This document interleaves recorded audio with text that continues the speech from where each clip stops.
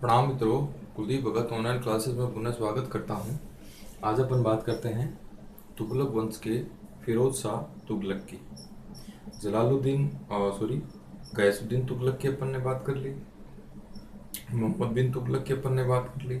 आज जो बात करेंगे वो बात है फिरोज शाह तुगलक के बारे में। देखिए फिरोज शाह तुगलक के बारे में क्या क्या इम्पोर्टेंट बातें हैं। 1351 से 88 के मध्य शासक बनता है। मोहम्मद बिन तुगलक का चचेरा भाई था।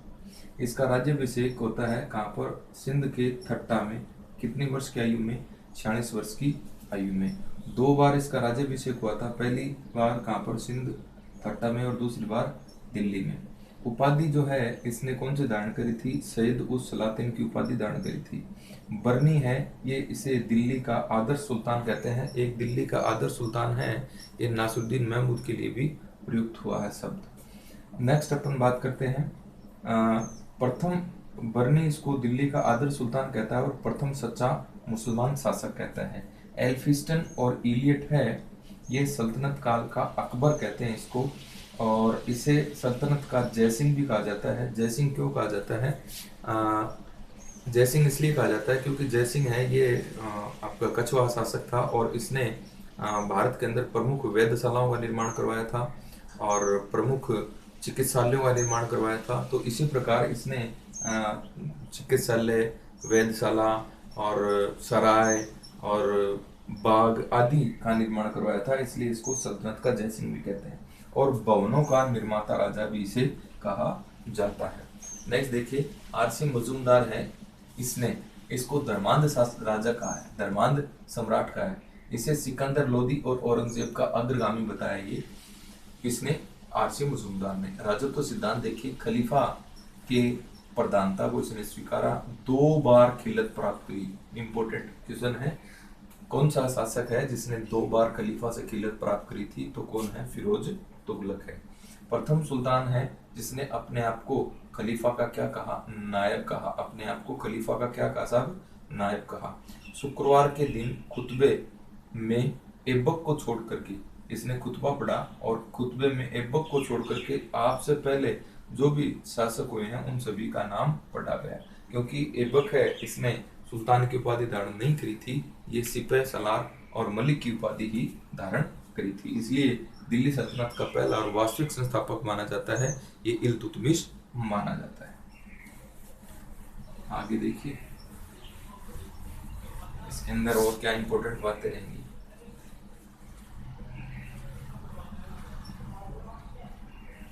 देखिए साहब, ये तो इसका राजत्व सिद्धांत वगैरह है, ये अपन ने पढ़ लिया। अब अपन पढ़ेंगे इसके युद्ध अभियान।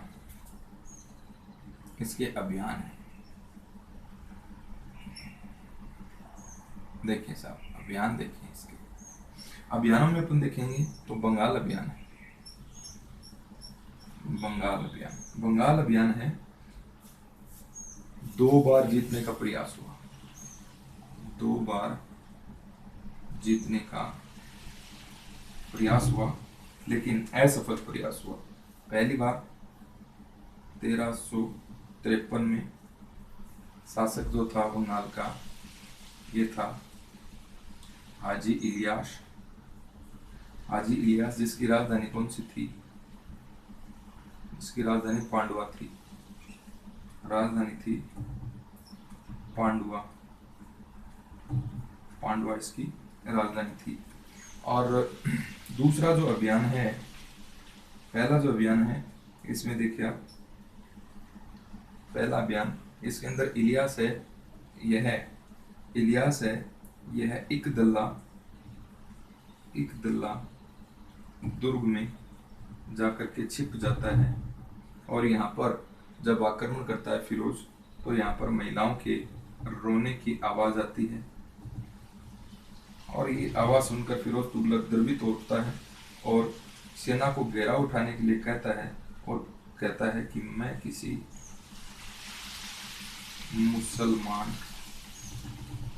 का खून नहीं बहाऊंगा। क्या कहता है? मैं किसी मुसलमान का खून नहीं बहाऊंगा।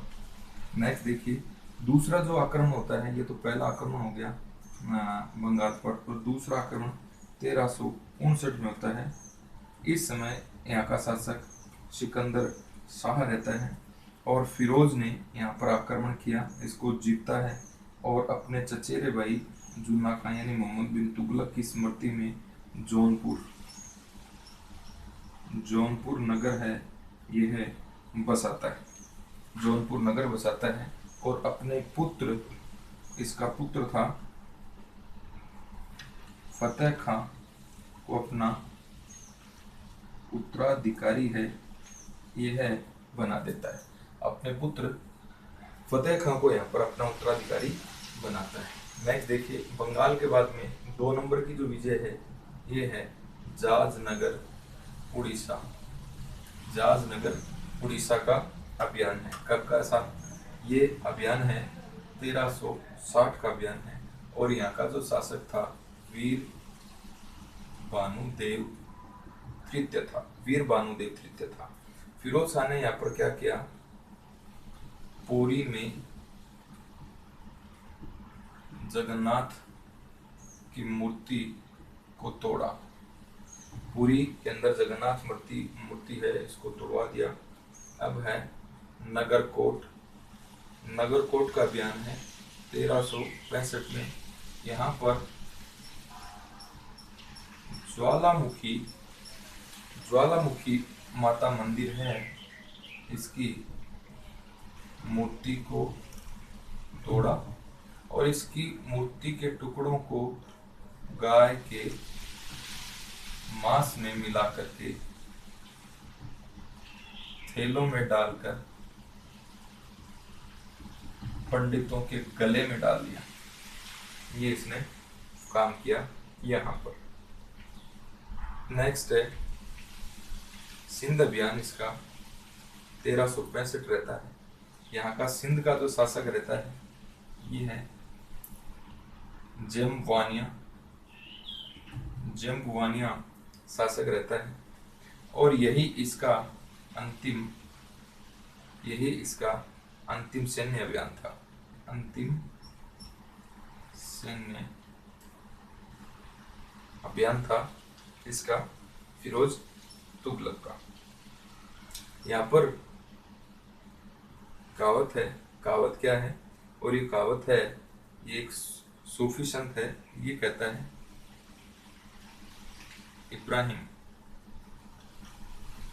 इब्राहिम शाह सूफी संत है, इसकी कहावत है। कहावत क्या है? देखो शेख प्रथा का कमाल, एक तुगलक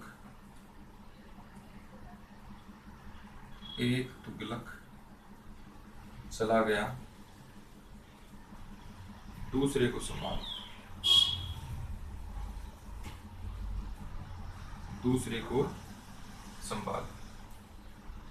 ये कहावत इसके सिंध अभियान से जुड़ी हुई है। देखिए, ये इसके कुछ युद्ध अभियान थे। नेक्स्ट, इसके अभियानों में 2 क्वेश्चन अभी और यहाँ पर अपन कर लेते हैं। हफीफ है, यह है थट्टा अभियान को सल्तनत काल का सर्वाधिक अव्यवस्थित सैन्य अभियान कहता है।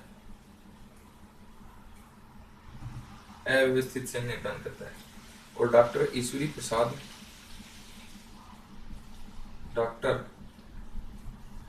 ईश्वरी प्रसाद सिंध अभियान को फिरोज की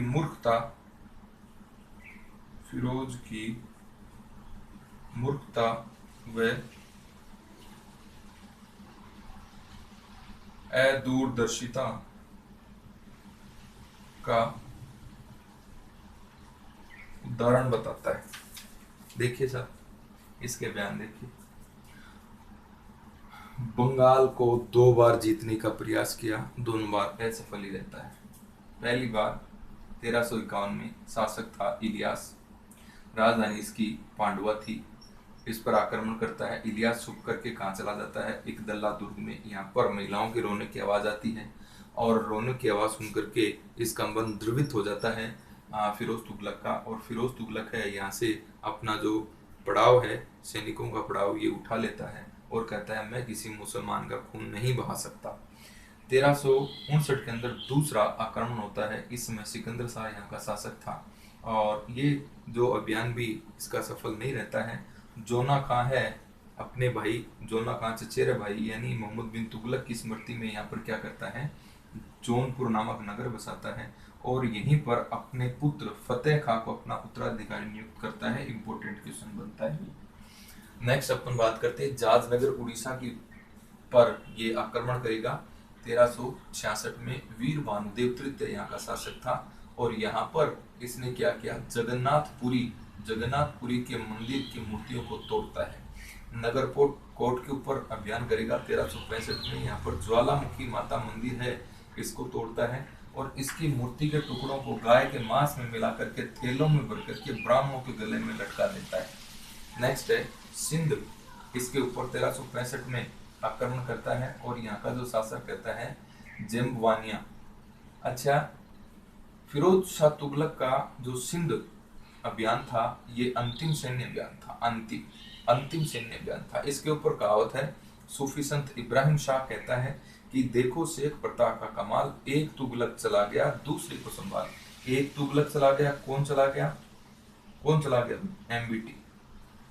एमबीटी मोहम्मद बिन तुगलक की मृत्यु भी कौन से अभियान में होती है, थट्टा सिंध अभियान में होती है और इसी अभियान को करने के लिए कौन जाता है, फिरोज शाह तुगलक। तो यहाँ पर सूफी संत कहता है ये देख शेख प्रताप का कमाल, एक तुगलक चला गया दूसरे को संभाल।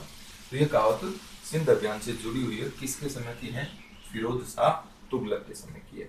हफीफ है इसके समय, इतिहासकार हफीफ ये क्या कहता है इसके बारे में कि ये जो अभियान था फिरोज तुगलक का सर्वाधिक अव्यवस्थित सैन्य अभियान था, सिंध अभियान। और डॉक्टर ईश्वरी प्रसाद ये क्या कहता है इस अभियान के बारे में, डॉक्टर ईश्वरी प्रसाद है ये सिंध अभियान के बारे में कहता है कि यह अभियान फिरोज शाह तुगलक की मूर्खता और अदूरदर्शिता का उदाहरण है। तो इंपोर्टेंट बात है हफीफ और ईश्वरी प्रसाद की, ध्यान में रखना है, नोट डाउन कर लिया और साथ में जिससे याद रहे।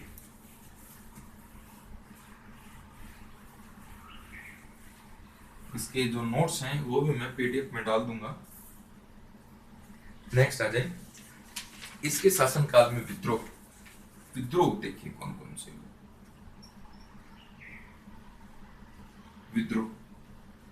विद्रोह देखिए। इसके शासनकाल में एकमात्र उमरा गवर्नर वर्ग था ने विद्रोह किया, एकमात्र उमरा वर्ग ने विद्रोह किया और करने वाला कौन था, मलिक शमसुद्दीन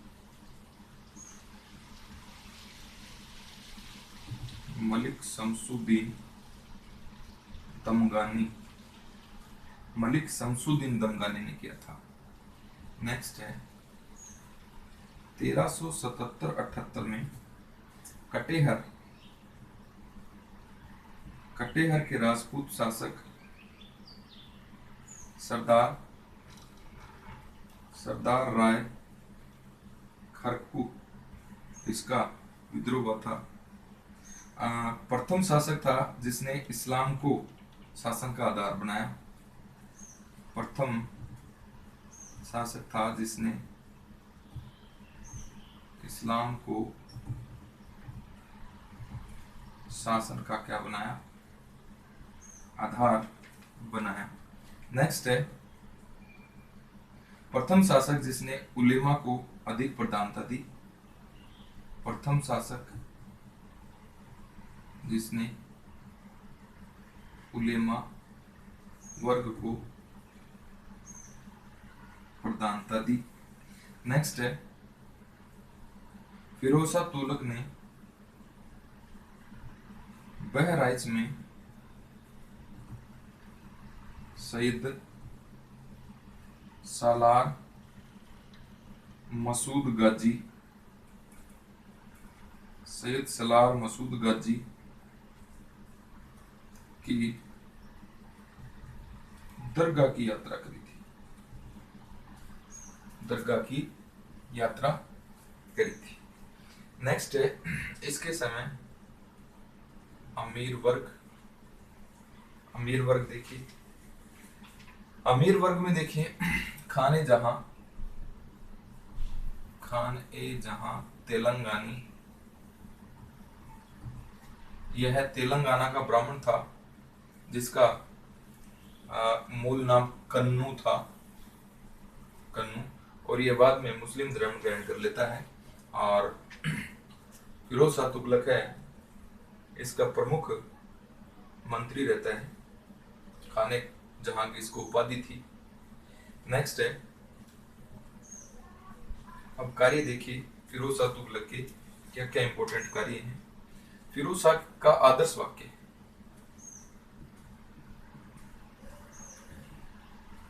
आदर्श वाक्य, खजाना बड़ा होने से अच्छा है, खजाना बड़ा होने से अच्छा है लोगों के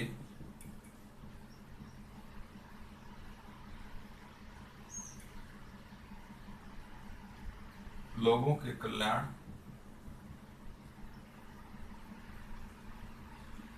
दुखी हृदयों से अच्छा है खाली खजाना।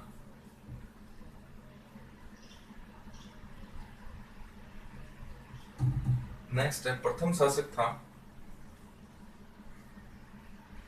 शासक था जिसने गरीबों के कल्याण के लिए दीवान ए खैरात नामक एक विभाग की स्थापना करी थी। नेक्स्ट है, इसने विवाह विभाग की स्थापना करी थी, राजकीय अस्पताल बनवाए जिन्हें दार उल सफा कहा गया। नेक्स्ट है, बेरोजगारों के लिए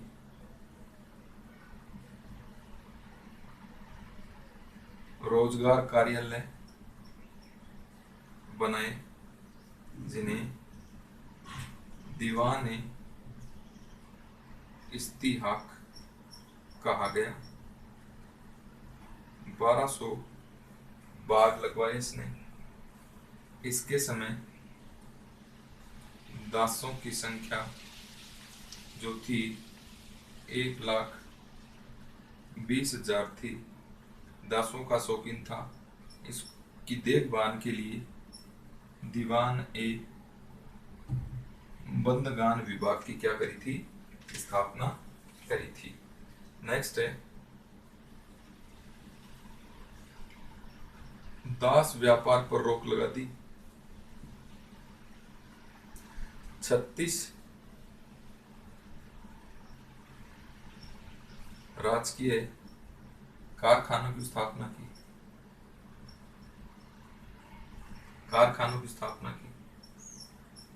नेक्स्ट है, महिलाओं का मुस्लिम संतों की मजारों पर जाना प्रतिबंध कर दिया। इसने प्रतिबंध कर दिया। देखिए, इसके समय एकमात्र उमरा वर्ग है, ये प्रमुख राज्यपाल वर्ग होता था, गवर्नर वर्ग होता था उमरा। एकमात्र उमरा वर्ग था जिसने, जो मलिक शमसुद्दीन दमगानी के नाम से जाना जाता था, और इसने क्या किया था, विद्रोह किया था फिरोज तुगलक के समय। 1377-78 में कटेहर का शासक था राय खरहू, इसने भी विद्रोह किया था। और प्रथम शासक था जिसने इस्लाम को शासन का क्या बनाया था साहब, आधार बनाया। इंपॉर्टेंट बात है, प्रथम शासक था जिसने उलेमा वर्ग को प्रधानता दी, उलेमा वर्ग को क्या दी, प्रधानता दी। और बहराइच के का संत है सैयद सालार मसूद गाजी, इसकी दरगाह की क्या करी थी, यात्रा करी थी। नेक्स्ट है अमीर वर्ग। देखें अमीर वर्ग में खान जहां तेलंगानी इसका प्रमुख मंत्री था, प्रमुख सर्वोच्च पद पे था फिरोज तुगलक का। और ये मूल रूप से तेलंगाना का ब्राह्मण था जिसका मूल नाम कन्नू था। उसके बाद में इसने मुस्लिम धर्म ग्रहण कर लिया था। कार्य देखिए आदर्श वाक्य है, खजाना बड़ा होने से अच्छा है कि लोगों के कल्याण और दुखी हृदयों से अच्छा है कि खजाना कम होना या खजाना खाली होना।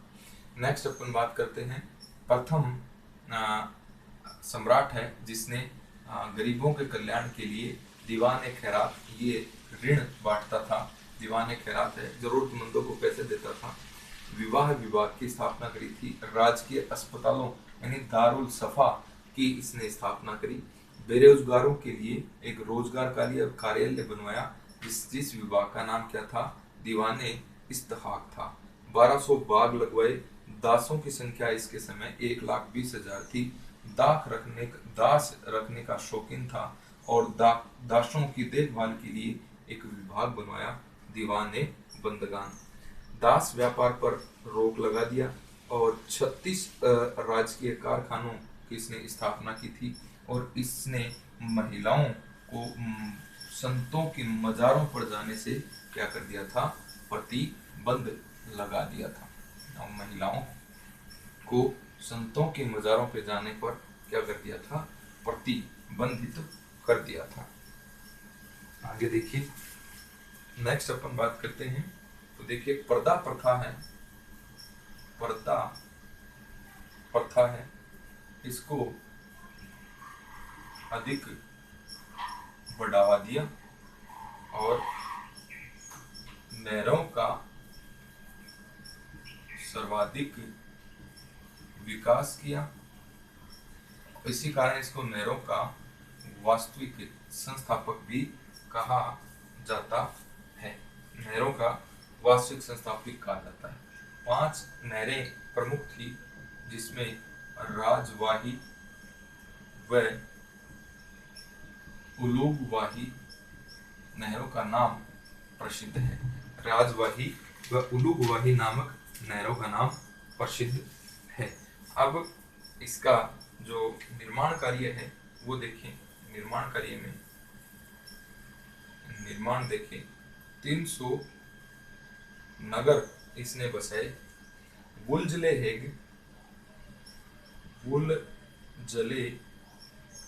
हेग के अनुसार निर्माण की दृष्टि से फिरोज शाह तुगलक और रोमन सम्राट ऑगस्टस के समान। नेक्स्ट है इसने फतेहाबाद,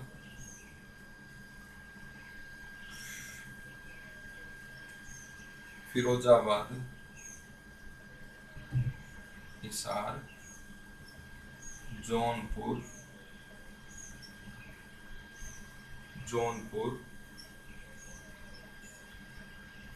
फिरोजपुर आदि नगर हैं बसाए। प्रथम सुल्तान है जिसने मेरठ व टोपरा के अशोक के स्तंभ लेख हैं, ये कहां पर स्थापित करवाए, दिल्ली में स्थापित करवाए। नेक्स्ट अपन बात करते हैं, देखिए शिकार व मनोरंजन के लिए कुश्क ए शिकार महल का क्या करवाया, निर्माण करवाया। नेक्स्ट है इसका जो प्रधानमंत्री है खान ए जहां तेलंगानी का मकबरा बनवाया, ये दिल्ली में निर्मित है और भारत का प्रथम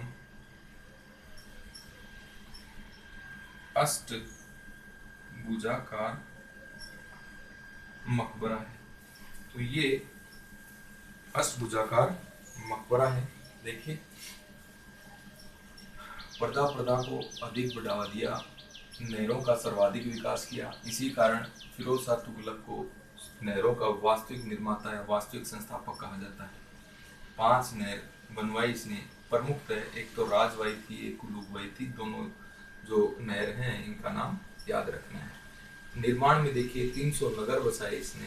गुलजले हेग है इतिहासकार, ये कहता है कि निर्माण की दृष्टि से फिरोज शाह तुगलक रोमन सम्राट अगस्टस के समान था।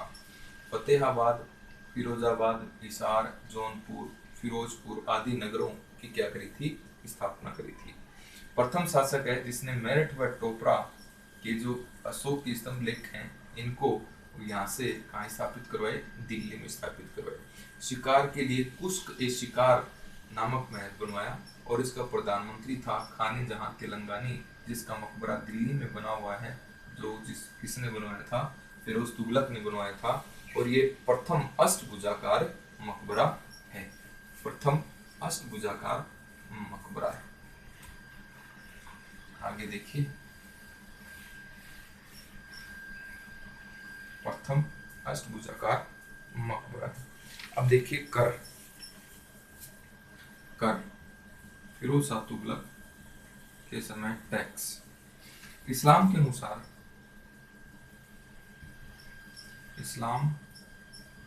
अनुसार इसने 4 कर ही लिए। 4 कर लिए, कौन कौन से? खराज, जजिया, खुम्स और जकात।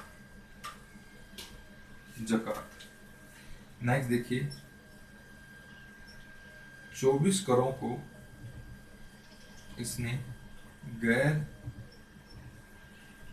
इस्लामिक मानकर हटा दिया था। गैर इस्लामिक मानकर क्या कर दिया था, हटा दिया था। नेक्स्ट देखिए,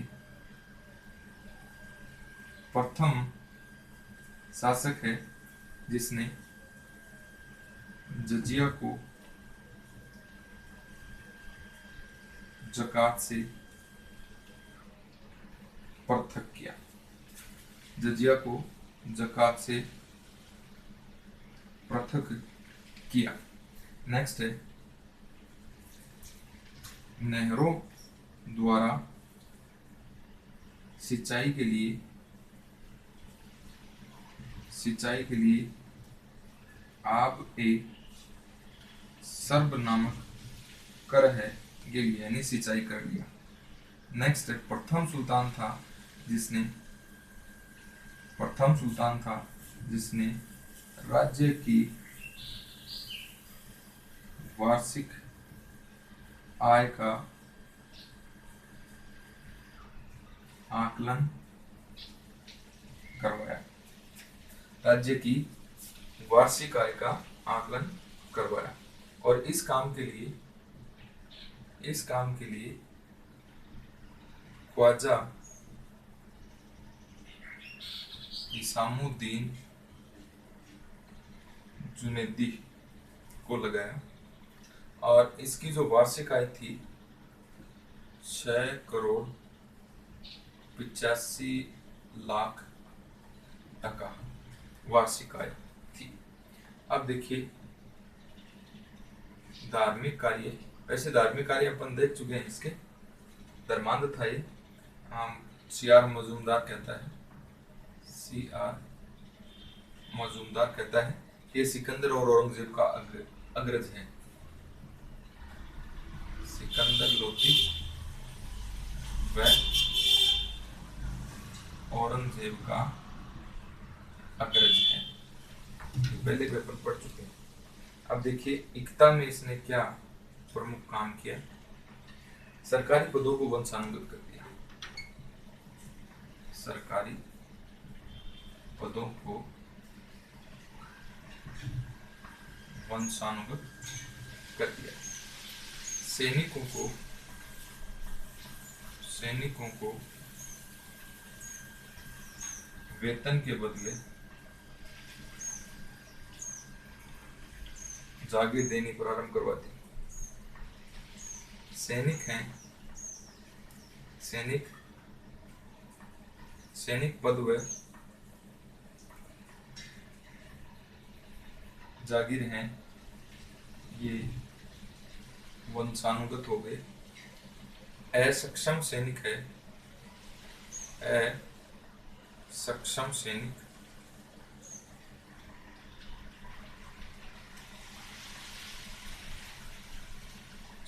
है, ये अपनी जगह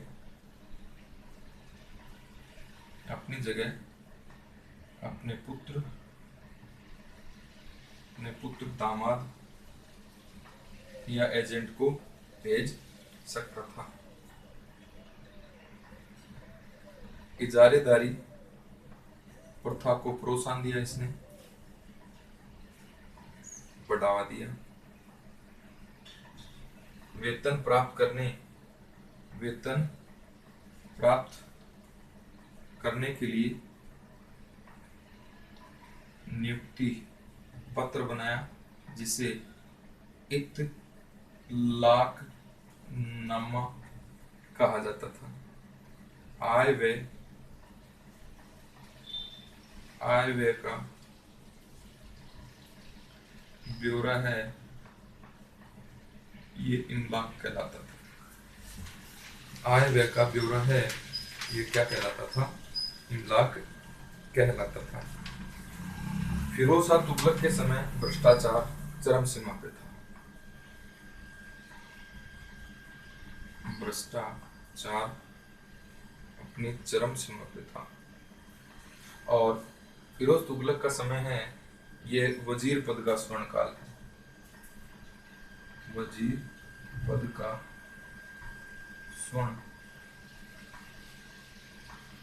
का क्या है? स्वर्ण काल है।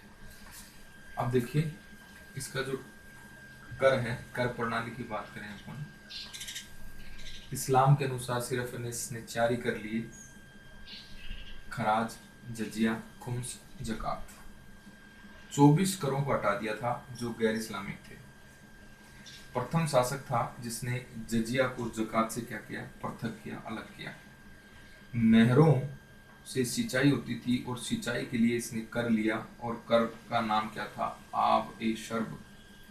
प्रथम शासक था जिसने राज्य की वार्षिक आय का क्या करवाया? आकलन करवाया, और इस आकलन का काम है किसको सौंपा गया था? ख्वाजा हिसामुद्दीन जुनैदी को सौंपा गया था। और इसने इसकी आय है, वार्षिक आय कितनी बताई थी फिरोज तुगलक की? 6 करोड़ 86 लाख टका। धार्मिक रूप से धर्मांध था ये। सियारा मजूमदार है, ये कहता है सिकंदर लोदी और औरंगजेब का क्या है? अग्रज है।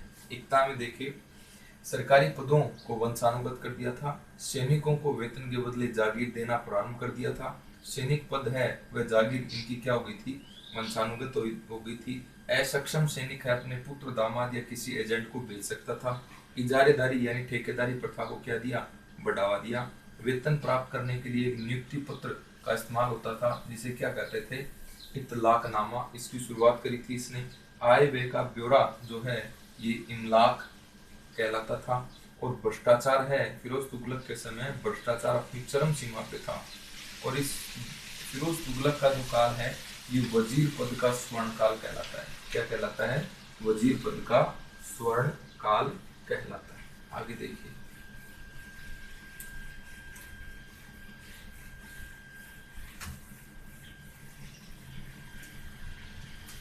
नेक्स्ट देखिए, मुद्रा में इसने क्या किया था? मुद्रा है, इसके समय जो मुद्रा है, ये है ससगनी चांदी की मुद्रा थी। अद्दा, ये टके का आधा था। बिक, ये टके का 1/4 सिक्का था। अब देखिए साहित्य में देखिए, बरनी व शमशेर, सिराज, अफीफ। दोनों ने तारीख फिरोज साखी लिखी थी। बर्नी के द्वारा एक पुस्तक और लिखी गई, फतवा ए जहादारी। नेक्स्ट है, स्वयं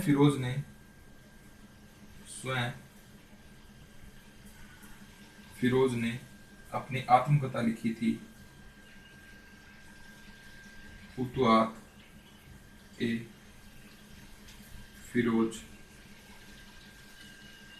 शाही।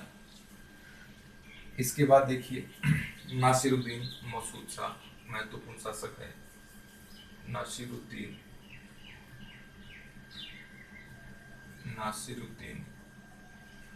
महमूद शाह, नासिरुद्दीन महमूद शाह 1394 से 1412। दिल्ली का अंतिम तुर्की सुल्तान, दिल्ली सल्तनत का अंतिम तुर्की सुल्तान। इसी के समय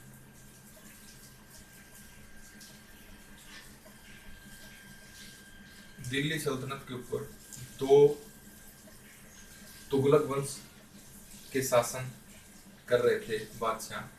एक तो मसूद शाह हो गया, और दूसरा ये कौन था? नुसरत शाह। और कहां पर कर रहा था? फिरोजाबाद अपनी राजधानी बनाई थी इसने, फिरोजाबाद को। इसके समय, नासिरुद्दीन महमूद के समय 1398 में तैमूर लंग का आक्रमण हुआ। इसने 18 दिसंबर 1398 को दिल्ली पर अधिकार कर लिया। 15 दिनों तक दिल्ली को खूब लूटा, उत्पात मचाया। इसके जाने के बाद में नासिरुद्दीन के वजीर मल्लू इकबाल ने पुनः दिल्ली पर क्या कर लिया? अधिकार कर लिया। नेक्स्ट है, इसका वजीर था मलिक सरोवर को मलिक उस शर्क की उपाधि थी, यानी पूर्व का स्वामी। इसको ये उपाधि देकर के नासिरुद्दीन ने कहां भेज दिया था? जौनपुर। और ये जौनपुर है, इसका प्रमुख बन जाता है, और जोधपुर के अंदर सरकी वंश की स्थापना करता है और स्वतंत्र राज्य बन जाता है जौनपुर। नासिरुद्दीन ने अपने समय में एक नए कार्यालय की स्थापना की थी।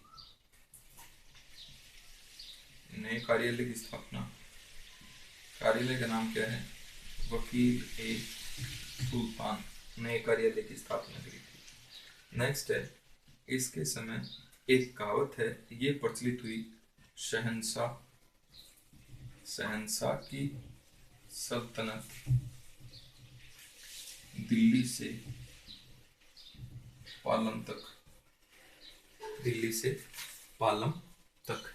देखिए, मुद्रा इसने कौन सी चलाई? फिरोज ने ससगनी चांदी की थी। एक अद्दा चलाया, एक बिक चलाया। अद्दा है टंके का आधा भाग होता था, बिक है ये 1/4 भाग होता था। साहित्य देखे, बरनी और शम्स-ए शिराज हफीफ है, इन दोनों ने तारीख फिरोज शाही लिखी। अलग अलग पुस्तकें हैं, नाम लिखी है। बरनी ने फतवा ए जहादारी लिखी। स्वयं फिरोज ने फतुहात ए फिरोज शाही नामक ग्रंथ लिखा था। नेक्स्ट है, इसके बाद प्रमुख जो शासक बनता है तुगलक वंश में, ये बनता है नासिरुद्दीन महमूद, 1394 से 1412 के मध्य दिल्ली का अंतिम तुर्की शासक होता है। इसके समय नुसरत शाह जो था, इसने फिरोजाबाद को राजधानी बना करके यहाँ पर तुगलक वंश के नाम से ही शासन किया। यानी क्वेश्चन बन जाए कि जब तैमूरलंग का आक्रमण हुआ था तो उस समय दिल्ली के ऊपर दो तुगलक वंश के सम्राट हैं या सुल्तान हैं, वो शासन कर रहे थे। कहाँ कहाँ? एक तो फिरोजाबाद में कौन? नुसरत शाह। और एक कर रहा था दिल्ली पर कौन? नासिरुद्दीन महमूद। यानी नासिरुद्दीन महमूद के समय दो भाग हो जाते हैं तुगलकों के। एक तो नुसरत शाह फिरोजाबाद में अपनी राजधानी बनाता है और शासन करता है, और नासिरुद्दीन है ये शासन कर ही रहा है दिल्ली पे। इसके समय 1398 में तैमूरलंग का आक्रमण होता है। 28 दिसंबर 1398 को तैमूरलंग ने दिल्ली के ऊपर अधिकार कर लिया और 15 दिनों तक दिल्ली को खूब लूटा और यहाँ से चला गया। उसके जाने के बाद इसका वजीर है, नासिरुद्दीन का वजीर मल्लू इकबाल की सहायता से दिल्ली के ऊपर पुनः अधिकार कर लेता है नासिरुद्दीन। नासिरुद्दीन का वजीर है, वजीर का नाम है मलिक सरवर। मलिक सरवर को मलिक उस सर्क की उपाधि दी जाती है, इसका मतलब होता है पूर्व का स्वामी।